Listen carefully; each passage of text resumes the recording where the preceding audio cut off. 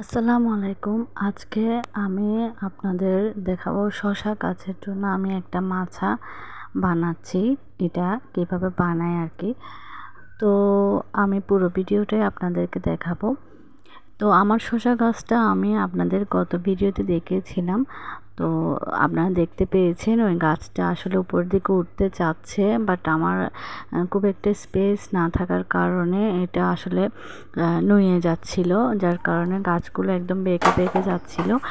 তো আমার ওইখানে অনেকগুলো ফুল তারপরে কড়া লেগেছে। অবস্থায় শসা গাছে মাচা তৈরি করে দিলে এটা খুব সুন্দরভাবে আলো বাতাস পাবে, রোদ পাবে এবং খুব সুন্দরভাবে স্বাস্থ্যকরভাবে বেড়ে উঠবে আর কি।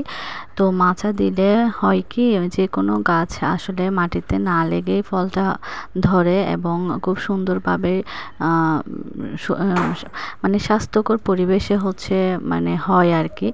তো পোকামাকড় বিভিন্ন কিছুর থেকে রক্ষা পায়, রোগবালাই থেকে এগুলো রক্ষা পায় আর কি বিভিন্ন ধরনের। তো এই জন্যই আমি অনেকগুলো বাঁশ এনেছি। আমার হেল্পিং হ্যান্ডের হাজব্যান্ড আমাকে এ ব্যাপারে হেল্প করছেন। উনি মাচা তৈরি করতে এক্সপার্ট। তো উনি আসলে বাঁশগুলো এখন কাটাকুটো করছে। এগুলো আসলে অনেক কষ্টের কাজ। আমি আসলে মহরম মাসের রোজাও রেখেছি। তো এখন অলরেডি বৃষ্টি পড়ছে, উনি বৃষ্টির মধ্যে মানে কাজটা করছে। আমার খুব খারাপ লাগছে, বাট উনি আসলে এই টাইমেই করবে। এখন যখন রোদ ছিল তখন উনি করেনি, ওনার তখন কাজ ছিল। তো এখন উনি যখন টাইম পেয়েছে তখন করে দিচ্ছে। যাই হোক, এখন আমার মাচাটা কীভাবে রেডি হয় সেটা দেখার পালা। তো আমার শসা গাছের মধ্যে অনেক ফুল তো এসেছে এবং একটা শসাও ধরেছে, অনেক মানে খুব একটা বড় হয়েছে আর কি।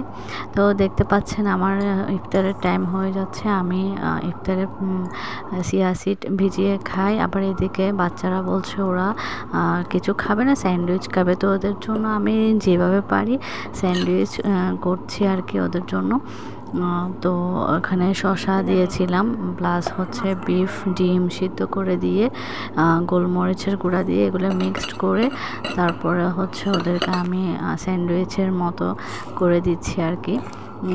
হুবহু তো স্যান্ডউইচের মতো হবে না, দুধের সাথে ঘোলাই মেটে আর কি, বাট ভালো হয়েছে, স্বাস্থ্যকর খাবার আর কি।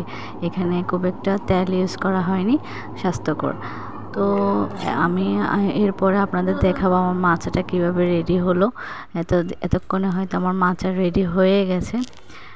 তো দেখতে পাচ্ছেন উনি আমার মাচাটা খুব সুন্দর করে রেডি করে দিয়েছে এবং আমার গাছগুলো মাচার মধ্যে শুয়ে দিয়েছে। তো দেখতে পাচ্ছেন, এই যে দেখুন কত সুন্দর করে মাচা তৈরি করেছে। আসলে এই মাচাটা লাইফ গ্যারান্টি না হলেও মোটামুটি অনেক বছর যাবে, কারণ খুব মজবুত করে উনি করেছেন। এই যে আমার শসাটা দেখতে পাচ্ছেন আপনারা, আমার শসাটা বেশ বড় হয়েছে। তো এই মাচাটাতে আমি আরও অনেক কিছু লাগাতে পারবো। ওকে, আল্লাহ হাফেজ।